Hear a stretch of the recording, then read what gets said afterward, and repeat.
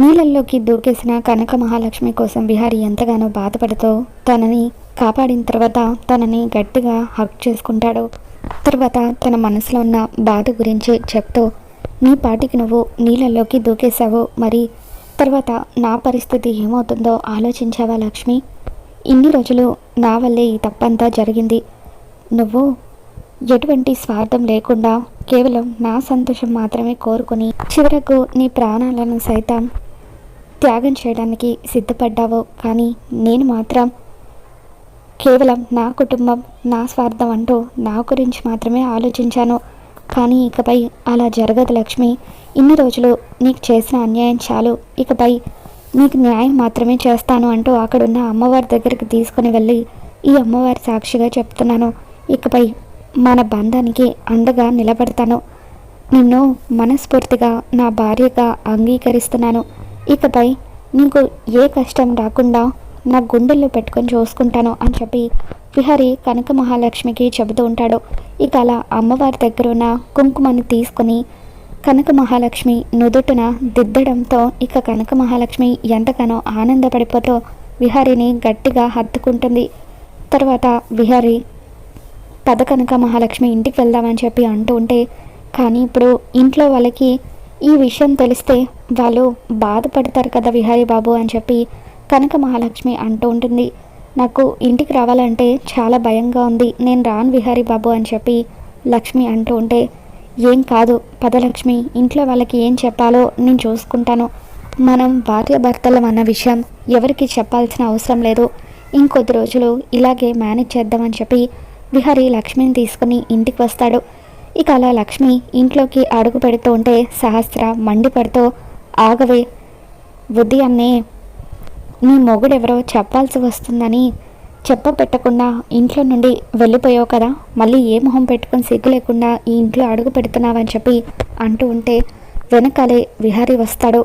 సహస్ర, అసలు తను ఎందుకు వెళ్ళిందో ఏంటో తెలుసుకోకుండా నీ ఇష్టం వచ్చినట్టుగా మాట్లాడడం కరెక్ట్ కాదు అని చెప్పి అంటూ ఉంటే, బావా దయచేసి మధ్యలో నువ్వు మాట్లాడకు, నేను అడుగుతుంది ఆ లక్ష్మిని అని చెప్పి సహస్ర అంటూ ఉంటుంది. ఇక దాంతో లక్ష్మి సహస్రతో, నా భర్తని కలవడానికి వెళ్ళానమ్మా, ఇకపై నా వల్ల ఎవరికి ఏ సమస్య రాదు, త్వరలో నా భర్త నన్ను ఇక్కడి నుండి తీసుకెళ్ళిపోతానని చెప్పారు. ఇన్ని రోజులు మా మధ్య ఉన్న మనస్పర్ధలన్నీ కూడా తొలగిపోయాయని చెప్పి లక్ష్మి అంటూ ఉంటుంది. ఇక దాంతో విహారి, అవును సహస్ర, తను తన భర్తని కలవడానికి వెళ్ళింది అని చెప్పి అంటూ ఉంటాడు. ఇక దాంతో సహస్ర ఎంతగానో ఆనందపడిపోతూ ఉంటుంది.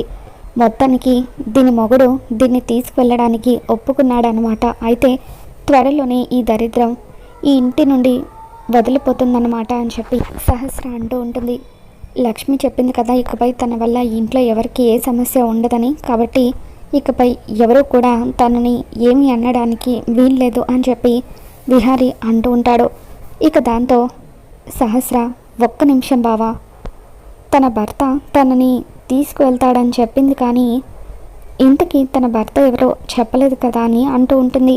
ఇక దాంతో లక్ష్మి, త్వరలోనే ఆ విషయం కూడా మీకు తెలుస్తుందమ్మా అని చెప్పి ఇక అలా లోపలికి వెళ్ళిపోతుంది.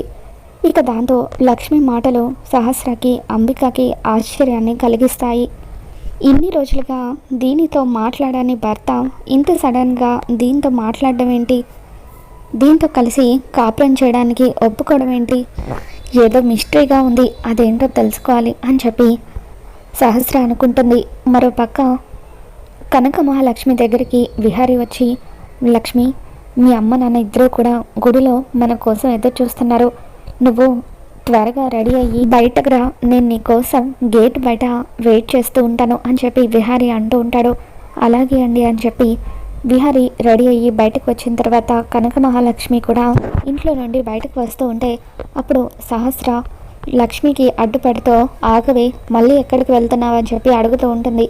దాంతో గుడికి వెళ్తున్నానమ్మా అని చెప్పి కనక మహాలక్ష్మి ఒక గంటలో తిరిగి వస్తాను అని చెప్పి ఇక అలా గుడికి బయలుదేరి వస్తూ ఉంటుంది.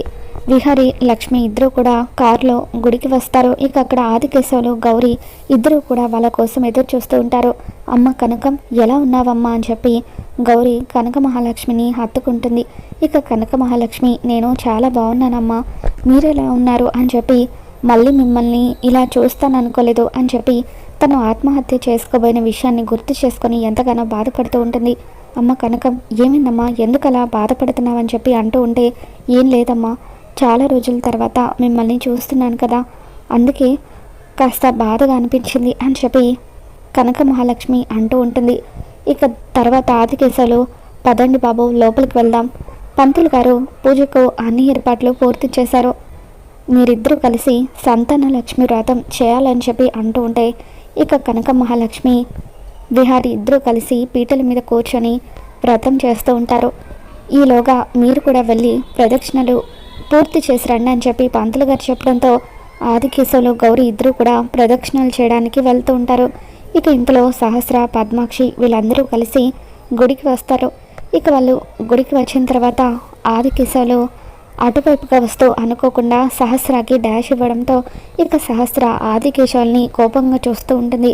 నువ్వా, ఛీ, అసలు నీ మొహం చూడాలంటేనే నాకు అసహ్యంగా ఉంది, పీటల మీద నా పెళ్ళి ఆగిపోయేలాగా చేశావు అని చెప్పి అంటూ ఉంటే, అమ్మ దయచేసి నన్ను తప్పుగా అర్థం చేసుకోకండి అమ్మా, ఆ రోజు నిజంగానే ముహూర్తాలు లేవు, అందుకే అలా చేయాల్సి వచ్చింది అని చెప్పి అంటూ ఉంటే అప్పుడు గౌరీ, అవునండి, మా ఆయన చెప్పేది నిజం, ఆ రోజు అసలు పెళ్ళికి ముహూర్తాలే లేవు, దుర్ముహూర్తంలో పెళ్ళి జరిగితే అరిష్టం జరుగుతుంది, అందువల్ల ఆయన మీ పెళ్ళి ఆపాల్సి వచ్చింది, దయచేసి ఏమీ కూడా మనసులో పెట్టుకోకండి అని చెప్పి గౌరీ అంటూ ఉంటే, నా బాధ మీకేం అర్థమవుతుంది, నా స్థానంలో మీ అమ్మాయి కనుక ఉంటే, నా తల్లిదండ్రుల స్థానంలో మీరు కనుక ఉంటే అప్పుడు మా బాధ అర్థమై ఉండేది అని చెప్పి సహస్ర అంటూ ఉంటుంది. అమ్మ అలా మాట్లాడకండి, నాకు కూడా ఒక కూతురుంది, అదిగో నా కూతురు అల్లుడు ఇద్దరు అక్కడ పీటల మీద కూర్చొని పూజ చేస్తున్నారు అని చెప్పి ఆదికేశవులు విహారిని, లక్ష్మిని చూపిస్తూ ఉంటాడు. ఇక దాంతో వాళ్ళందరూ కూడా వాళ్ళ వైపు చూస్తూ ఉంటే ఇక ఇంతలో అటువైపుగా కొంతమంది దేవుణ్ణి ఊరేగింపుగా తీసుకొస్తూ అడ్డుగా నిలబడతారు. సరే, నీ కూతురు అల్లుడు ఎవరైతే నాకేంటిలే, ఇంకెప్పుడు కూడా మీ మొహం నాకు చూపించకండి అని చెప్పి సహస్ర కోపంగా పదమ్మ అంటూ పద్మాక్షి వాళ్ళని తీసుకొని అక్కడి నుండి వెళ్ళిపోతుంది.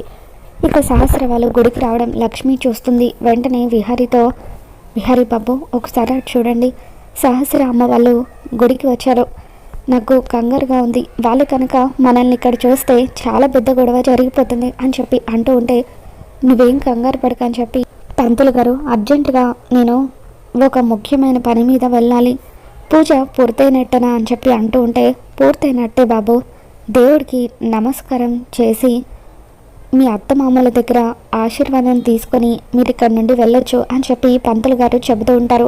ఇక దాంతో ఆదికేశవులు గౌరీ అక్కడికి వచ్చిన తర్వాత లక్ష్మి, విహారీ ఇద్దరు కూడా వాళ్ళ ఆశీర్వాదం తీసుకుంటారు. తర్వాత విహారీ, మామయ్య గారు అనుకోకుండా నాకు ఒక అర్జెంట్ పని పడింది, మేము అర్జెంటుగా వెళ్ళాలి, మళ్ళీ మేము మిమ్మల్ని మీ ఊర్లో కలుస్తాము, ఇంటికి వస్తాము అని చెప్పి అంటూ ఉంటే, అలాగే బాబు, తప్పకుండా మీరు మా ఊరు రావాలి, అక్కడ 10 రోజులైనా ఉండాలి అని చెప్పి ఆదికేశవులు అంటూ ఉంటాడు. ఇక అలా విహారీ, లక్ష్మి అక్కడి నుండి వెళ్ళిపోయిన తర్వాత గౌరీ ఆదికేశవులతో, ఏమండి, అమ్మాయిని అల్లుడు గారిని సరిగ్గా చూసినట్టు కూడా అనిపించడం లేదు, వాళ్ళతో గడిపినట్టే లేదు అని చెప్పి అంటూ ఉంటే, అల్లుడు గారు బాగా బిజీ కదనే, అందుకే ఏదో ఇంపార్టెంట్ ఫోన్ వచ్చినట్టుంది, అందుకే వెళ్ళిపోతున్నారు, అయినా మన ఊరు వచ్చి ఒక 10 రోజులు ఉంటామని చెప్పారు కదా, ఏం కాదులే అని చెప్పి ఆదికేశవులు గౌరీకి చెబుతూ ఉంటారు.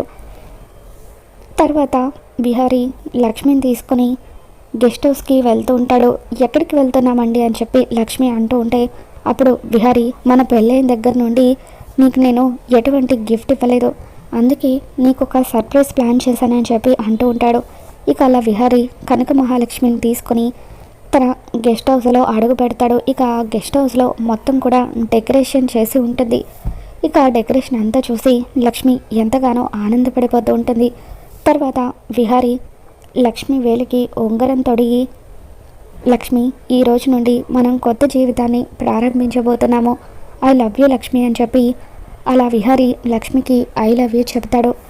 ఆ తర్వాత లక్ష్మికి చీరను గిఫ్ట్గా ఇస్తూ వెళ్ళి ఈ చీర కట్టుకొని రా లక్ష్మి, నీకోసం నేను ఎదురు చూస్తూ ఉంటాను అని చెప్పి అంటూ ఉంటాడు. ఇక ఆ విధంగా గెస్ట్ హౌస్లో విహారీ లక్ష్మి కోసం అని చెప్పి సర్ప్రైజ్ ఇస్తూ ఫస్ట్ నైట్ని ప్లాన్ చేస్తాడు. ఇక మొత్తానికలా విహారీ లక్ష్మి ఇద్దరూ కలిసి సంతోషంగా కొత్త జీవితాన్ని ప్రారంభిస్తూ ఉంటారు. మరి రాబోతున్న ఎపిసోడ్లో ఏం జరగబోతుందో మళ్ళీ మన ఛానల్లో తెలుసుకుందాం. ఈ వీడియో మీకు నచ్చినట్లయితే ఒక లైక్ చేయండి.